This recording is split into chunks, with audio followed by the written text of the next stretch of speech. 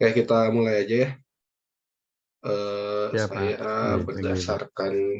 berdasarkan ini aja, berdasarkan panduan saja. Oke, jadi kalau judul saya rasa hampir kebanyakan sudah sesuai ya, sudah sesuai dengan eh, panduannya. Jadi memang kenapa harus judulnya pengaruh apa kayak gitu? Karena memang di sininya skripsi adalah teoritis empiris dengan rancangan penelitian korelasional, jadi harus ada korelasionalnya gitu. Makanya apa namanya, ya harus menggunakan uji pengaruh gitu ya, karena memang ada korelasionalnya.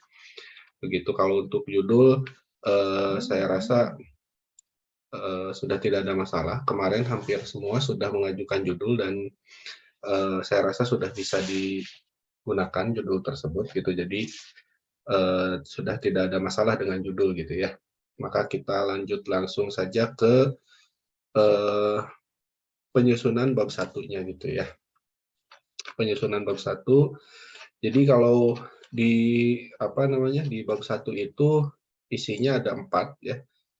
Ada latar belakang, kemudian ada identifikasi masalah, kemudian ada tujuan penelitian, dan terakhir ada manfaat penelitian. Ya.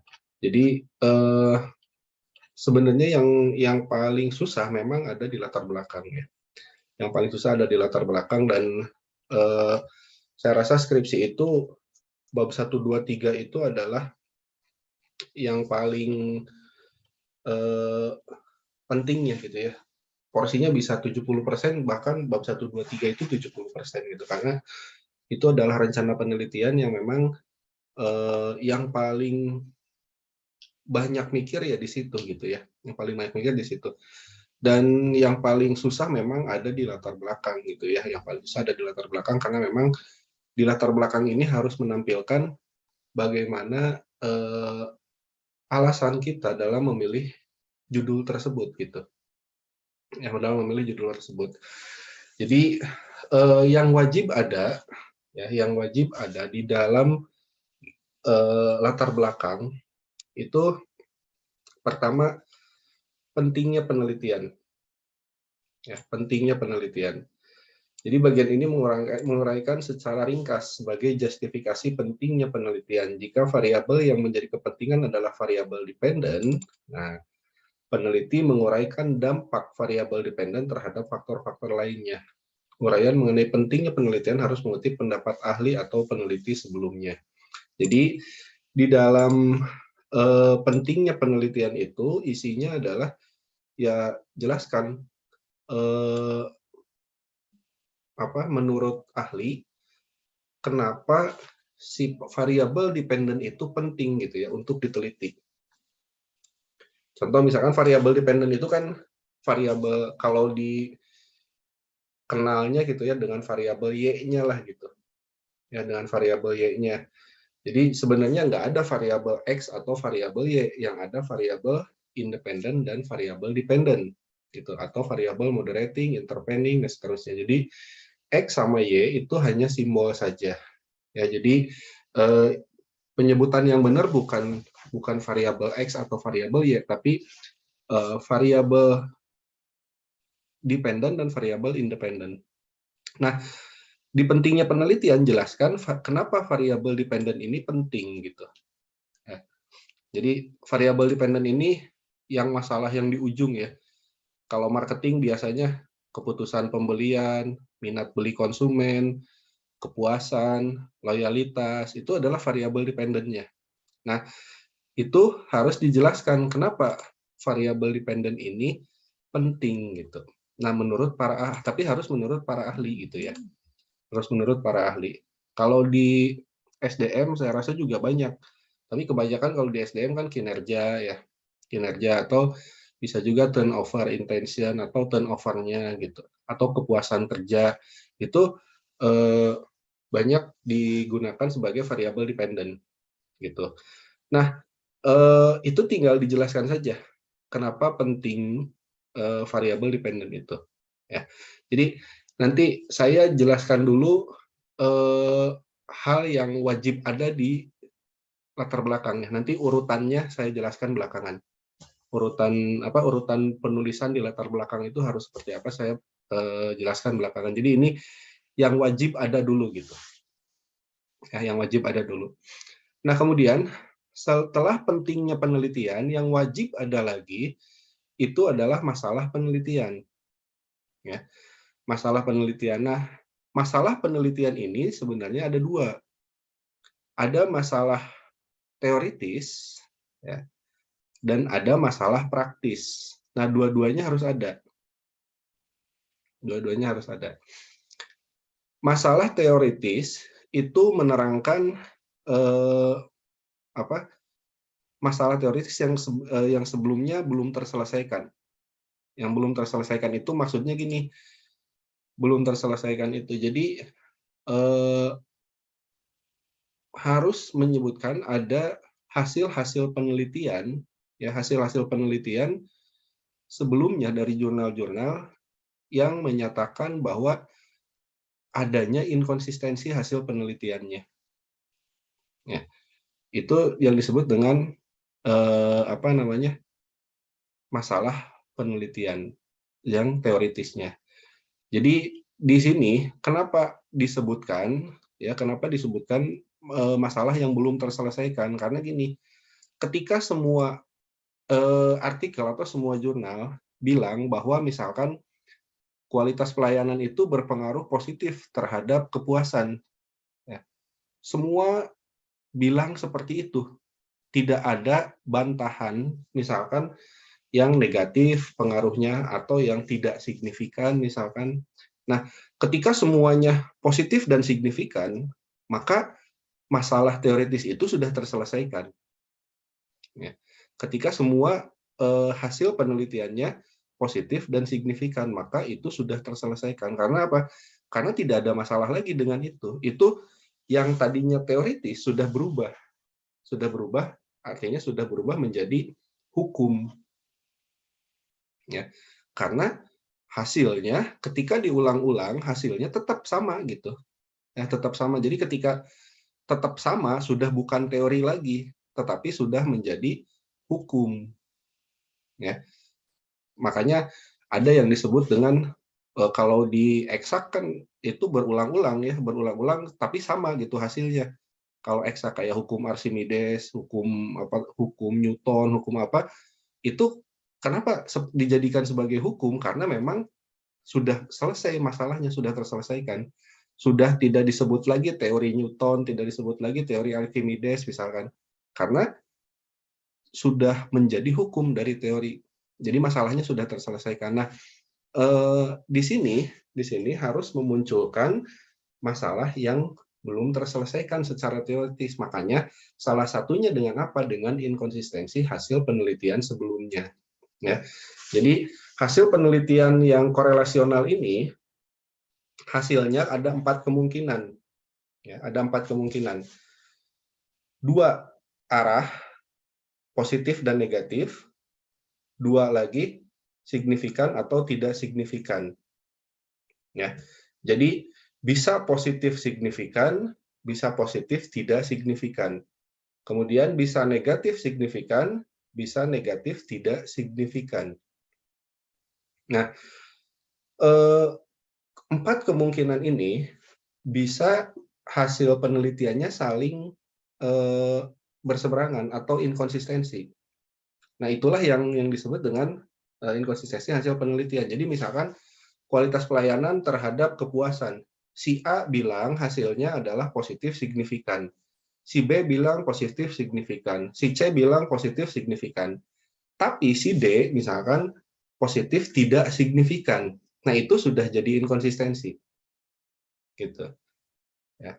Atau misalkan si A positif signifikan, hasil si B positif signifikan, hasil si C negatif signifikan, itu sudah inkonsistensi. Begitu. Ya. Jadi harus ada yang berlawanan. Ya. Jadi tadi positif dan negatif itu bukan pengaruhnya bagus atau tidak bagus ya, tapi searah atau tidak searah. Jadi misalkan gini, kualitas pelayanan berpengaruh positif dan signifikan terhadap kepuasan. Nah, artinya ketika kualitas pelayanannya ditingkatkan, maka kepuasannya akan meningkat.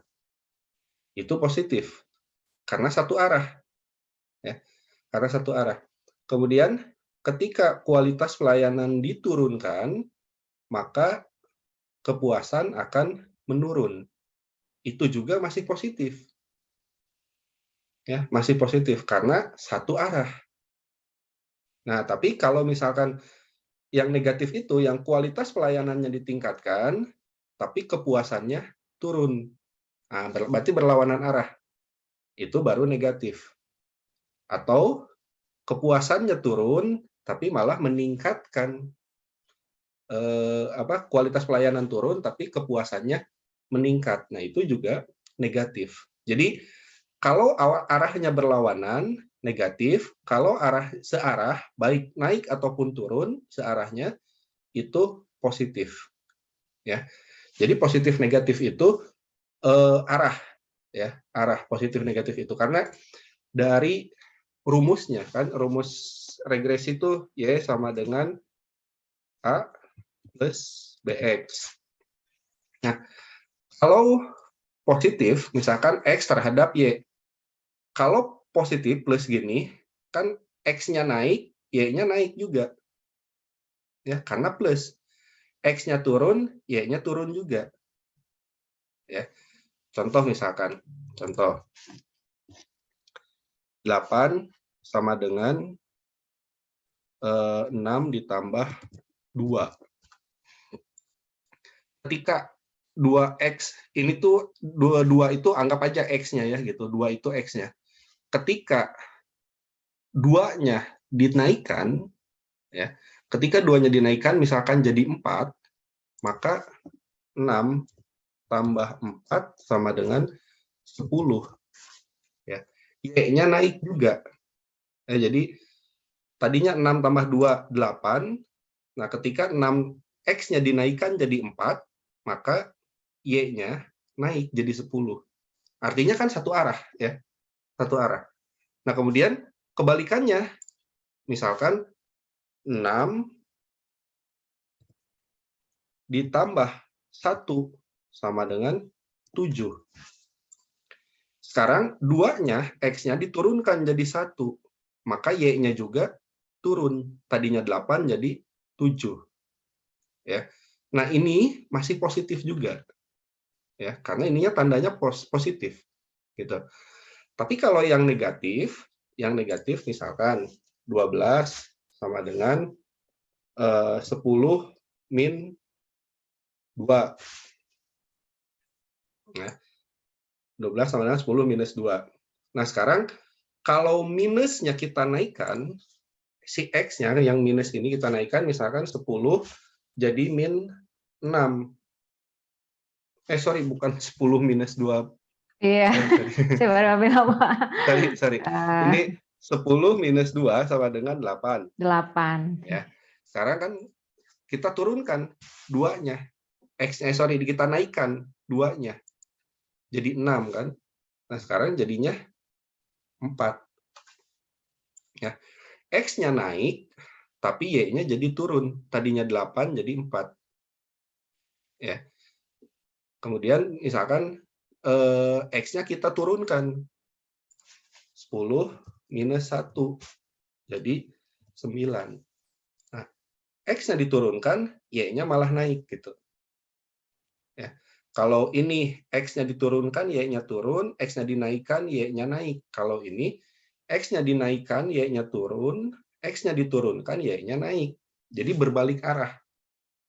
Ya, kalau negatif itu makanya disebutnya pengaruhnya negatif gitu. Jadi pengaruh negatif positif ini bukan pengaruh baik atau tidak baik gitu ya, tapi pengaruh dari ngelihatnya dari rumus matematiknya ini gitu.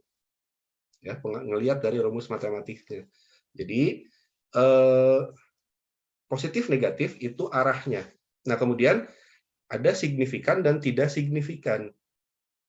Ya, signifikan dan tidak signifikan. Nah, signifikan ini dan tidak signifikan ini bisa dibilang penting atau tidak penting, atau bisa dibilang bermakna atau tidak bermakna.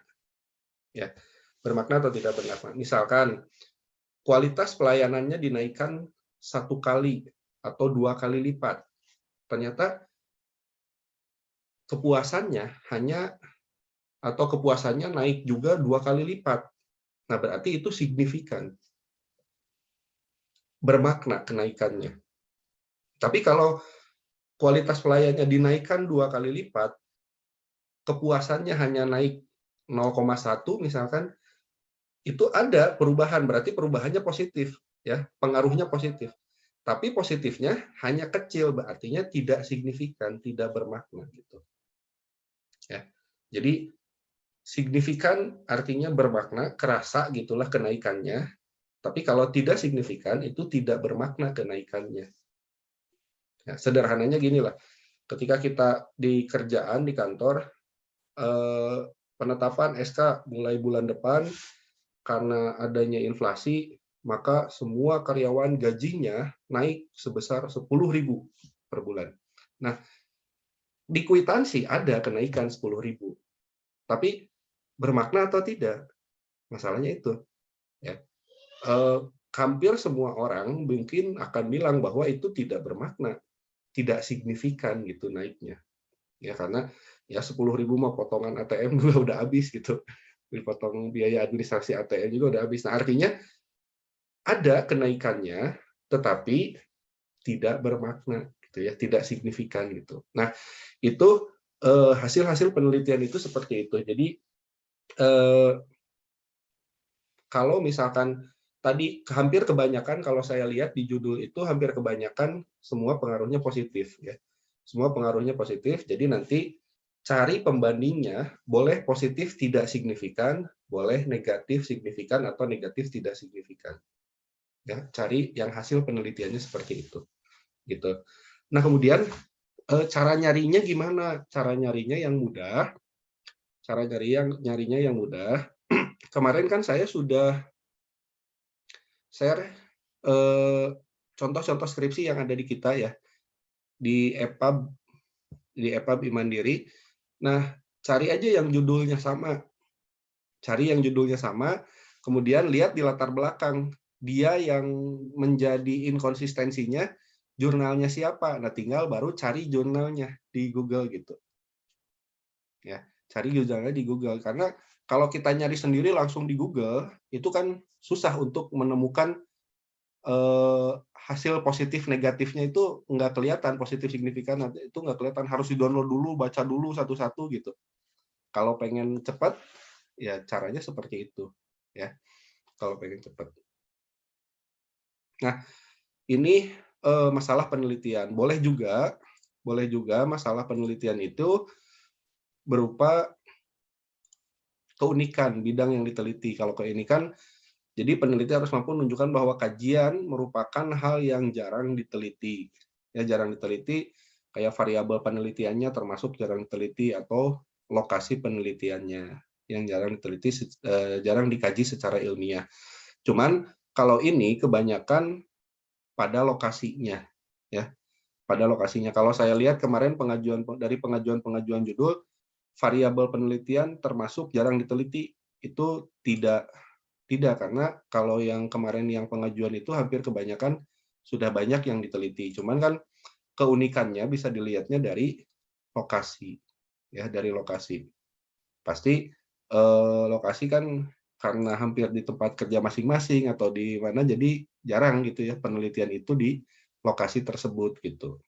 Ya, keunikannya pasti adanya di lokasi, bukan di variabel. Ya. Atau bisa juga perbedaan metodologis, tapi kalau ini sih kebanyakan sama ya, kebanyakan sama. Oke, jadi yang memungkinkan adalah nomor 1 dan nomor 2, masalah teoritisnya. Nah, kemudian yang kedua adalah masalah praktis. Masalah praktis atau bisa disebut dengan fenomena. Fenomena memang tidak bersifat wajib, cuman berfungsi sebagai pendukung masalah penelitian. Karena gini, fenomena ini nantinya akan mendukung kenapa kita meneliti di lokasi itu gitu, di lokasi tempat penelitian kita, ya, mendukung untuk itu. Jadi kalau tidak ada masalah praktis ini, kita akan sulit untuk melakukan bertahan. Kenapa kita meneliti dengan judul itu dan di lokasi itu, gitu. Karena gini, sifat skripsi itu, ya sifat skripsi itu adalah bertahan. Jadi bagaimana kita melakukan pertahanan yang kuat, makanya harus ada latar belakang yang kuat untuk alasan kenapa memilih judul dan tempat penelitian yang kita pilih itu, gitu. Sehingga apa? Sehingga ketika nanti di sidang itu alasan-alasan segala macamnya itu sudah ada gitu semuanya. Kalau kita alasannya sudah kuat, gitu. Jadi makanya karena skripsi sifatnya bertahan, jadi kan kita harus sidang itu adalah mempertahankan hasil penelitian kita sidang itu. Jadi makanya kita harus bertahannya juga harus kuat gitu. Ya. Jadi walaupun tidak wajib, ya masukkan aja supaya apa? Supaya mendukung ke masalah penelitian kita. Ya. Fenomena dapat berasal dari data primer. Data primer ini adalah data yang langsung kita dapatkan. Ya. Jadi data itu ada data primer, ada data sekunder. Data primer itu data yang langsung kita dapatkan datanya. Atau data sekunder itu data yang tadinya sudah ada, kita tinggal gunakan dari koran, dari majalah, dari artikel ilmiah yang lain, dari jurnal yang lain, atau dari referensi buku, atau misalkan hasil dari olahannya perusahaan kemudian kita gunakan, gitu. Jadi biasanya kita menggunakan primer atau kalau terpaksa ya sekunder gitu ya kalau secara umum gitu. Jadi fenomena ini merujuk pada variabel dependent ya, sama variabel dependent. Jadi gini cara mencari masalah praktis di tempat penelitian. Kita tentukan dulu variabel dependent kita itu apa. Ya. Misalkan kalau kemarin saya lihat ada yang kepuasan, ada yang kinerja, ada yang keputusan pembelian kalau nggak salah. Nah, kalau misalkan keputusan pembelian, berarti kan masalah utamanya adalah bagaimana kalau misalkan terjadi masalah, kalau misalkan penjualannya menurun. Ya, kalau misalkan penjualannya menurun, berarti itu ada masalah. Nah, artinya cocok untuk dijadikan sebagai masalah penelitian di keputusan pembelian, gitu. Kalau misalkan masalahnya atau variabel dependennya adalah kepuasan, variabel dependennya kepuasan, bisa saja di perusahaan kan suka ada yang namanya masukan dari konsumen gitu misalkan. Nah, masukan dari konsumen itu menunjukkan atau kritik dari konsumen itu menunjukkan adanya ketidakpuasan, ya. Nah, tinggal dicari misalkan kepuasan kepuasannya di bidang apanya, misalkan kecepatan pelayanan, harganya, atau di apapun itu, gitu ya. Jadi yang kritik itu tinggal dibikin tabel aja, misalkan yang selama 3 bulan terakhir yang mengkritik ke bagian pelayanan ada berapa, yang mengkritik ke bagian ini ada berapa, yang mengkritik ke bagian ini ada berapa, atau fasilitas ada berapa gitu. Nah, itu adalah berbagai ketidakpuasan. Ya. Jadi di sini di fenomena atau di variabel di masalah praktis justru harus menampilkan masalah yang ada di tempat penelitian. Ya, harus menampilkan masalah yang ada di tempat penelitian karena saya sering mahasiswa itu sering memunculkan data ya yang dimaksudkan untuk data masalah praktis, tetapi kenyataannya justru bukan masalah yang ditampilkan. Misalkan penelitiannya keputusan pembelian, tetapi ditampilkannya adalah penjualan setahun terakhir gitu ya, tapi penjualannya teh dari awal sampai akhir teh malah meningkat gitu, malah meningkat. Disebutkan bahwa, oh perusahaan penjualannya sudah bagus, bla bla bla bla. Justru kalau sudah bagus ya nggak ada masalah, jadi nggak usah diteliti lagi gitu. Ya. Artinya di fenomena ini di dalam masalah praktis, namanya juga masalah praktis, artinya harus apa namanya, harus ada masalah. Ya harus ada masalah, harus memunculkan masalah gitu. Kalau misalkan kinerja SDM gitu ya, kinerja ya munculkan masalah di sana. Misalkan eh, hasil penilaian kinerjanya pada turun, atau kalau tidak ada hasil penilaian kinerja bisa dengan misalkan target dan pencapaiannya, dan jadi targetnya tidak pernah achieve gitu ya. Nah, itu berarti masalah kinerja gitu ya. Jadi tampilkan masalah-masalah yang memang ada di dalam variabel dependennya ya. Jadi peneliti menguraikan hal-hal yang berkenaan dengan variabel dependen. Namun variabel kepentingan dapat juga berupa variabel lainnya seperti variabel intervening. Cuman kan kalau saya lihat nggak ada yang pakai variabel intervening. Jadi semuanya variabel dependen. Jadi makanya tampilkan masalah-masalah yang memang ada di variabel dependennya. Oke, nah itu yang wajib ada ya di latar belakang. Jadi tadi ada pentingnya penelitian, ada masalah teoritis, dan ada masalah praktis. Itu tiga ini harus ada di dalam latar belakang. Nah kemudian urutannya sekarang, urutan penulisan di latar belakang itu seperti apa? Jadi latar belakang itu seperti piramida terbalik ya, seperti piramida terbalik. Jadi yang luas dulu, bahasannya global dulu, luas dulu, baru mengerucut ke variabel-variabelnya. Ya, mengerucut ke variabel-variabelnya. Jadi latar belakang sebenarnya tidak usah banyak-banyak, cukup 4 sampai maksimal 6 halaman juga sudah cukup gitu ya. Jadi pertama saya biasanya menyarankan gini, 2 paragraf pertama boleh maksimal 2 paragraf untuk membicarakan masalah yang umum. Ya, masalah yang umum. Masalah umum itu misalkan ya dalam akhir-akhir ini persaingan sudah sangat ketat, ya masalah persaingan boleh, masalah apapun boleh lah. Artinya yang memang umum, semua perusahaan mengalami masalah itu gitu. Misalkan eh, apa terjadinya misalkan ada mendekati resesi ekonomi, mendekati apa sehingga ya itulah kayak gitu-gitulah kurang lebih ya. Yang pokoknya yang masalah global, masalah umum. Itu cukup 2 paragraf juga sudah cukup sebenarnya. Nah, baru masuk ke bahasan variabel dependen ya. Jadi bahasannya kalau latar belakang itu variabel dependen dulu. Jangan dulu ke variabel independen. Tapi variabel dependen dulu. Nah, karena masalah di atas, maka misalkan eh, kinerja itu peranannya menjadi sangat penting. Nah, di sini masukkan jadi kepentingnya penelitian. Ya. Masukkan kepentingnya penelitian dari 2 paragraf yang atas, 2 paragraf yang global, paragraf ketiganya itu sudah masuk ke variabel dependen. Variabel dependen. Nah, sehingga dari uraian di atas maka apa kepuasan pelanggan itu menjadi hal yang sangat penting, atau kinerja itu menjadi hal yang sangat penting, atau keputusan pembelian menjadi hal yang sangat penting karena nah jelaskan pentingnya penelitian menurut ahlinya gitu. Ya, jelaskan penelitian menurut para ahlinya.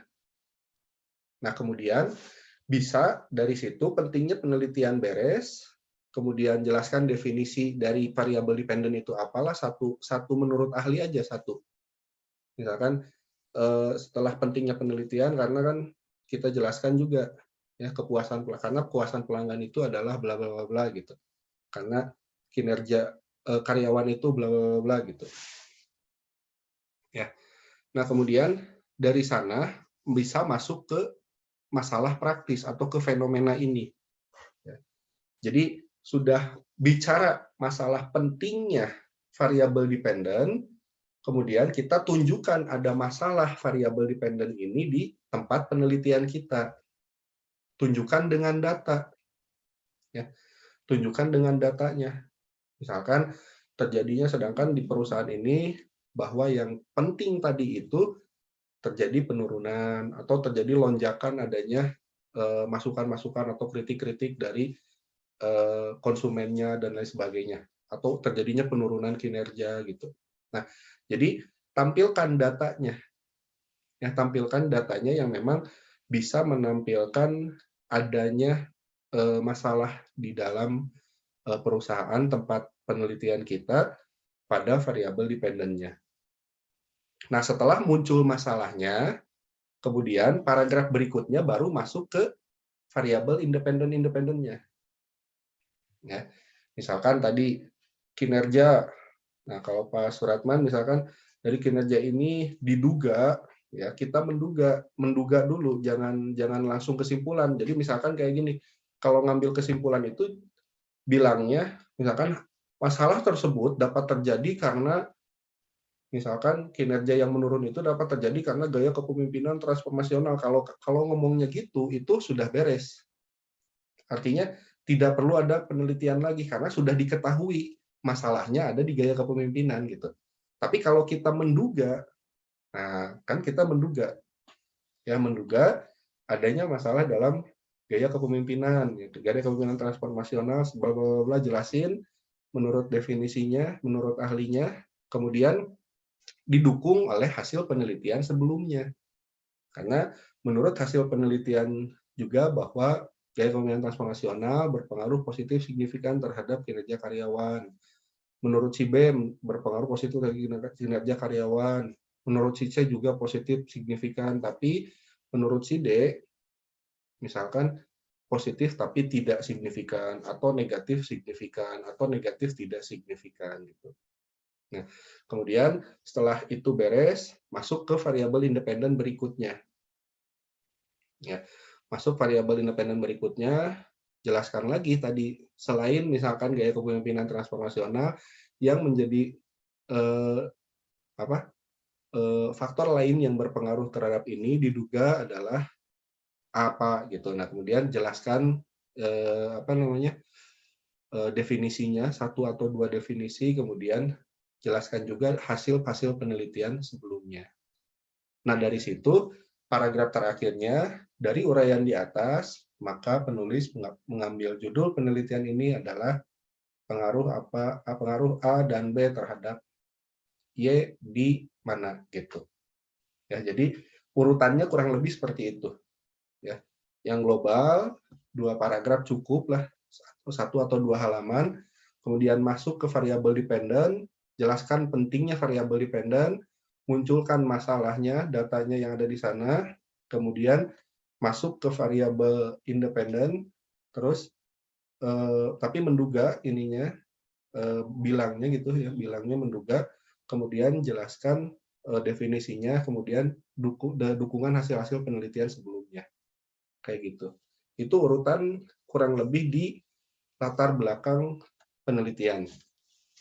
Nah, kita lanjut ke identifikasi masalah.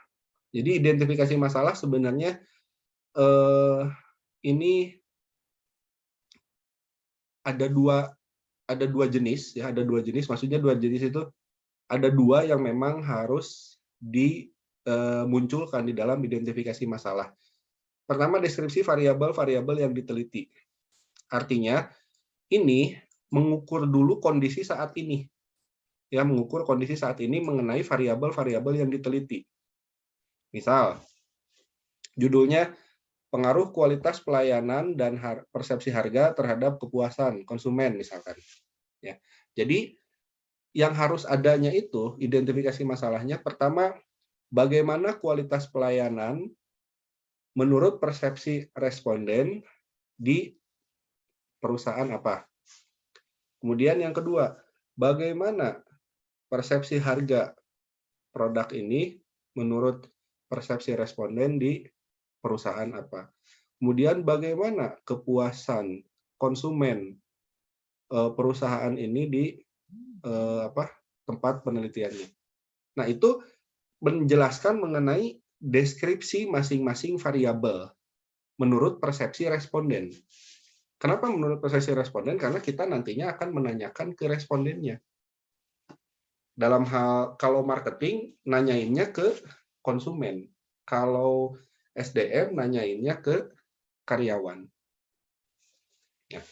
Tapi harus ingat, ketika kita penelitiannya SDM, pastikan jumlah pekerjanya ya minimal 40 lah. Ya, jumlah pekerjanya minimal 40. Kalau marketing karena nanyanya ke konsumen, jadi perusahaan kecil juga, misalkan perusahaan ayam geprek di depan